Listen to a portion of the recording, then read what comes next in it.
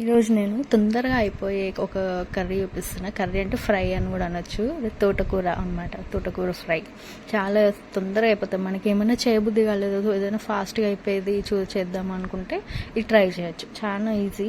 మనం first oil పోసుకొని ఆయిల్లో జీలకర్ర ఆవాలు, కొంచెం మిరపకాయలు ఎక్కువ వేసుకోవాలి. మనం కారం వేయం దీంట్లో.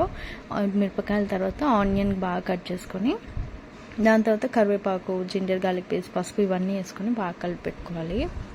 కొద్దిసేపు మగ్గనివ్వాలి. తర్వాత మనం ముందే కడిగి పెట్టుకున్న తోటకూరని చిన్న కట్ చేసుకున్న తర్వాత నీట్గా కడుక్కొని యాడ్ చేసుకోవాలి.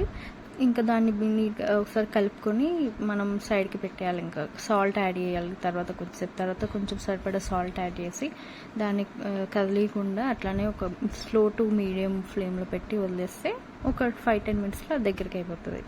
అంతే. దాని తర్వాత వేడి వేడి అన్నంలో వేసుకుని తినేయడమే. టాటా.